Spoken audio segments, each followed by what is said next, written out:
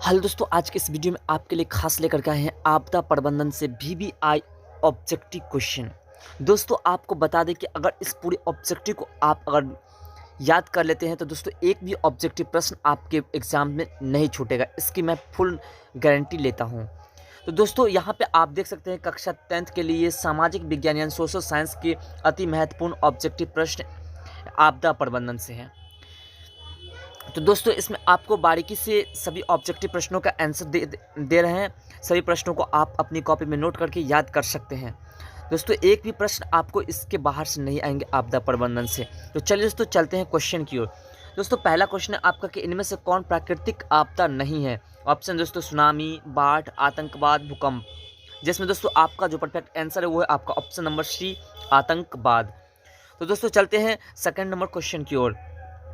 Second number question दोस्तों आपका कि मानव शरीर में आग से जलने की स्थिति में जले हुए स्थान पर क्या प्राथमिक उपचार करना चाहिए। ऑप्शन दोस्तों ठंडा पानी डालना चाहिए, गर्म पानी डालना चाहिए, अस्पताल पहुंचाना चाहिए और इनमें से कोई नहीं। जिसमें दोस्तों आपका जो परफेक्ट आंसर है वो है आपका ऑप्शन नंबर ए, ठंडा पानी डालना चाहिए। तो दोस्तों चलते हैं 3 नंबर प्रश्न की ओर। 3 नंबर प्रश्न है दोस्तों आपका कि भूपटल के नीचे का वह स्थल जहां भूकंप का जन्म होता है कहा जाता है। ऑप्शन तो भूकंप केंद्र, अधिकेंद्र, अनुकेंद्र और इनमें से कोई नहीं। जिसमें दोस्तों आपका जो परफेक्ट आंसर वो है आपका ऑप्शन नंबर ए, भूकंप केंद्र। चलते हैं दोस्तों 4 नंबर प्रश्नों की ओर। दोस्तों 4 नंबर प्रश्न आपके सामने है कि इनमें कौन मानव जनित आपदा है। ऑप्शन तो बाढ़, आतंकवाद, सुखाड़, चक्रवात। जिसमें दोस्तों आपका जो परफेक्ट आंसर है वो आपका ऑप्शन नंबर बी, आतंकवाद। चलते हैं दोस्तों 5 नंबर प्रश्न की ओर। बारीकी से दोस्तों सभी प्रश्नों को आपको देखना है। दोस्तों आपको बता दें कि अभी तक आप सोशल साइंस के सब्जेक्टिव प्रश्न नहीं देखे हैं तो दोस्तों ऊपर के आइकॉन में उसका लिंक है, वहां से आप देख सकते हैं या फिर दोस्तों एंड स्क्रीन से भी उस वीडियो को आप देख सकते हैं। तो दोस्तों आगे का प्रश्न 5 नंबर की सुनामी का प्रमुख कारण क्या है। ऑप्शन तो भूकंप, समुद्र में भूकंप आना, स्थलीय क्षेत्र पर भूकंप का आना, द्वीप पर भूकंप का आना और इनमें से कोई नहीं है। जिसमें दोस्तों आपका जो परफेक्ट आंसर है वो आपका ऑप्शन नंबर ए, समुद्र में भूकंप का आना। अगला प्रश्न दोस्तों 6 नंबर की सूखा किस प्रकार की आपदा है। ऑप्शन दोस्तों प्राकृतिक आपदा, मानवीय आपदा, सामान्य आपदा और इनमें से कोई नहीं। जिसमें दोस्तों आपका जो परफेक्ट आंसर है वो आपका ऑप्शन नंबर ए, प्राकृतिक आपदा। तो चलते हैं दोस्तों आगे के प्रश्न नंबर 7 की ओर। प्रश्न नंबर 7 है दोस्तों आपका कि सूखे के लिए जिम्मेदार कारक है। ऑप्शन दोस्तों वर्षा की कमी, भूकंप, बाढ़ और ज्वालामुखी क्रिया। जिसमें दोस्तों आपका जो परफेक्ट आंसर है वो आपका ऑप्शन नंबर ए, वर्षा की कमी। तो दोस्तों चलते हैं फिर अगले प्रश्न। दोस्तों इससे पहले आपको बताते हैं कि अभी तक आपने वीडियो को लाइक नहीं किया तो लाइक कर दे और चैनल पर नए हैं तो चैनल को सब्सक्राइब कर दे और वीडियो को अपने दोस्तों में शेयर करना ना भूले। अगला क्वेश्चन है दोस्तों 8 नंबर की सूखे की स्थिति किस प्रकार आती है। ऑप्शन दोस्तों अचानक, पूर्व सूचना के अनुसार, धीरे धीरे, इनमें से कोई नहीं। जिसमें दोस्तों आपका जो परफेक्ट आंसर है वो आपका ऑप्शन नंबर सी है, धीरे धीरे। अगला प्रश्न दोस्तों 9वां कि सूखे से बचाव का एक मुख्य तरीका क्या है। नदियों को आपस में जोड़ देना, वर्षा जल संग्रह करना, बाढ़ की स्थिति उत्पन्न करना और इनमें से कोई नहीं। जिसमें दोस्तों आपका जो परफेक्ट आंसर है वो आपका ऑप्शन नंबर बी, वर्षा जल संग्रह करना। तो चलते हैं दोस्तों 10 नंबर प्रश्नों की ओर। तो 10 नंबर प्रश्न है दोस्तों आपका कि 26 दिसंबर 2004 को विश्व के किस हिस्से में भयंकर सुनामी आया था। ऑप्शन दोस्तों पश्चिम एशिया में, प्रशांत महासागर में, अटलांटिक महासागर में और बंगाल की खाड़ी में। जिसमें दोस्तों आपका परफेक्ट आंसर वो आपका ऑप्शन नंबर डी, बंगाल की खाड़ी में। अगला प्रश्न दोस्तों आपका 11 नंबर कि भूकंप से पृथ्वी की सतह पर पहुंचने वाली सबसे पहली तरंग को किस नाम से जाना जाता है। ऑप्शन दोस्तों पी तरंग, एस तरंग, एल तरंग, टी तरंग। जिसमें दोस्तों आपका जो परफेक्ट आंसर है वो आपका ऑप्शन नंबर ए, पी तरंग। चलिए दोस्तों चलते हैं आगे के प्रश्न नंबर 12 की ओर। प्रश्न नंबर 12 दोस्तों आपका कि भूकंप अथवा सुनामी से बचाव का इनमें से कौन सा तरीका सही नहीं है। ऑप्शन दोस्तों भूकंप के पूर्वानुमान को गंभीरता से लेना, भूकंप निरोधी भवनों का निर्माण करना और गैर सरकारी संगठनों द्वारा राहत कार्य हेतु तैयार करना और भगवान भरोसे बैठे रहना। जिसमें दोस्तों आपका जो परफेक्ट आंसर है वो आपका ऑप्शन नंबर डी, भगवान भरोसे बैठे रहना। दोस्तों आपको बता दें कि सोशल साइंस के अभी तक आपने ऑब्जेक्टिव प्रश्न नहीं देखा तो दोस्तों 200 ऑब्जेक्टिव प्रश्न हमारे यूट्यूब चैनल पर अपलोड है। दोस्तों आप यूट्यूब चैनल के लिस्ट में जाकर के देख सकते हैं। और दोस्तों मैथिली के, नॉन हिंदी के, मैथ्स के सभी ऑब्जेक्टिव प्रश्न हमारे चैनल पर अपलोड है। दोस्तों मैथिली और नॉन हिंदी के ऑब्जेक्टिव प्रश्न जितने हमारे चैनल पर किसी के चैनल पर नहीं मिलेंगे, सब्जेक्टिव और ऑब्जेक्टिव, तो दोस्तों देखना ना भूलें। अगला प्रश्न दोस्तों आगे है कि सुनामी किस स्थान पर आता है। ऑप्शन दोस्तों स्थल पर, समुद्र पर, आसमान पर और इनमें से कोई नहीं, जिसमें दोस्तों आपका जो परफेक्ट आंसर है वो आपका ऑप्शन नंबर बी समुद्र पर। अगला प्रश्न दोस्तों 14 नंबर की बस्ती मकान में आग लगने की स्थिति में क्या करना चाहिए। ऑप्शन दोस्तों फायर ब्रिगेड यंत्र को बुलाना चाहिए, दरवाजे खिड़कियां लगाना चाहिए, जहां से है उसी स्थान पर रुक रहना चाहिए और खेतों में भाग जाना चाहिए, जिसमें दोस्तों आपका जो परफेक्ट आंसर है वो आपका option number A fire brigade यंत्र को बुलाना चाहिए। तो चलते हैं दोस्तों आगे के प्रश्न नंबर 15 की ओर।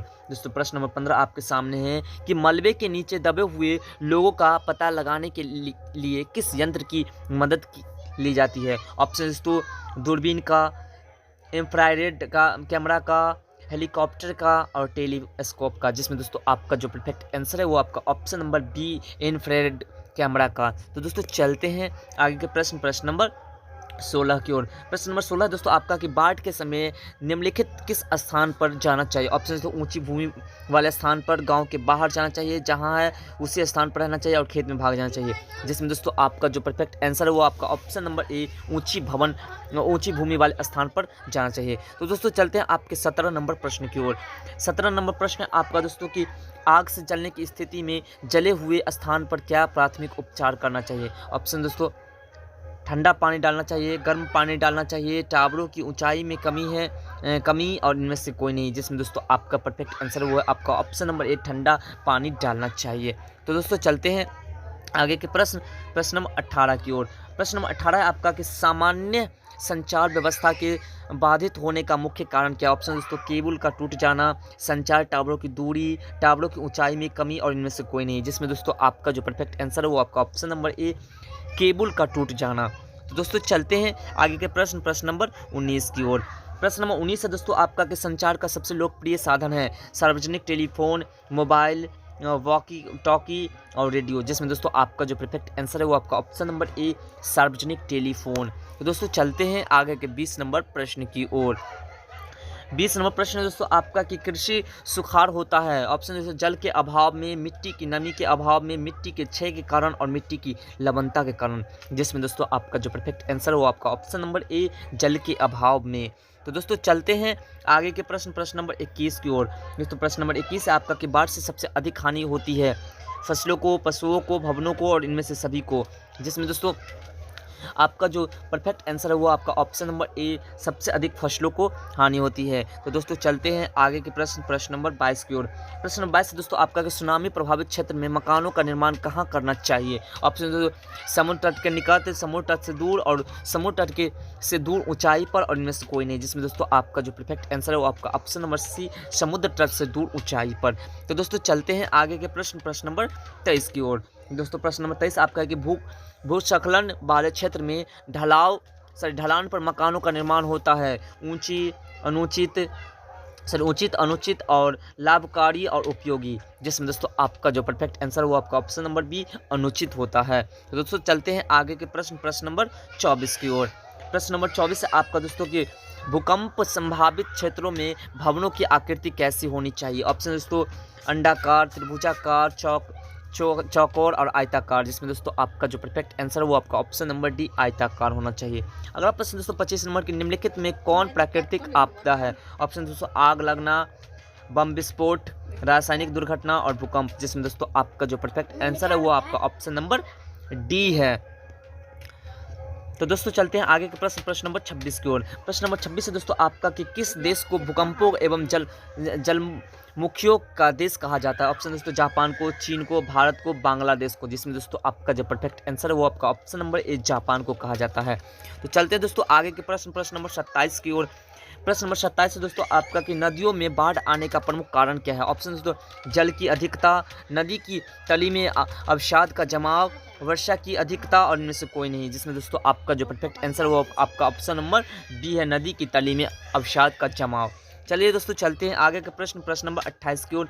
प्रश्न नंबर 28 दोस्तों आपका कि बिहार का कौन सा क्षेत्र बाढ़ग्रस्त क्षेत्र है। ऑप्शन पूर्वी बिहार, दक्षिणी बिहार, पश्चिमी बिहार, उत्तरी बिहार, जिसमें दोस्तों आपका जो परफेक्ट आंसर वो आपका ऑप्शन नंबर डी उत्तरी बिहार। तो दोस्तों चलते हैं आगे के प्रश्न 29 नंबर प्रश्न की ओर। 29 नंबर प्रश्न दोस्तों आपका कि निम्नलिखित में से किस नदी को बिहार का शोक कहा जाता है? ऑप्शन दोस्तों गंगा, गंडक, कोशी, पुनपुन, जिसमें दोस्तों आपका जो परफेक्ट आंसर है वो आपका ऑप्शन नंबर सी कोशी नदी को। अगला प्रश्न दोस्तों 30 नंबर की बाढ़ क्या है? प्राकृतिक आपदा, मानव जनित आपदा, सामान्य आपदा और इनमें से कोई नहीं, जिसमें दोस्तों आपका जो परफेक्ट आंसर वो आपका ऑप्शन नंबर ए प्राकृतिक आपदा। तो चलते हैं दोस्तों आगे के प्रश्न नंबर 31 की ओर। प्रश्न नंबर 31 है दोस्तों आपका कि महासागर की तली पर होने वाले कंपन को किस नाम से जाना जाता है? ऑप्शन दोस्तों भूकंप, चक्रवात, सुनामी, इनमें से कोई नहीं, जिसमें दोस्तों आपका जो परफेक्ट आंसर वो आपका ऑप्शन नंबर सी सुनामी के नाम से जाना जाता है। तो चलते हैं दोस्तों आगे के प्रश्न नंबर 32 की ओर। इससे पहले दोस्तों आपको फिर से कह दें कि अगर वीडियो को अभी तक आपने लाइक नहीं किया, लाइक कर दो, और चैनल पर नहीं तो चैनल को सब्सक्राइब कर दो।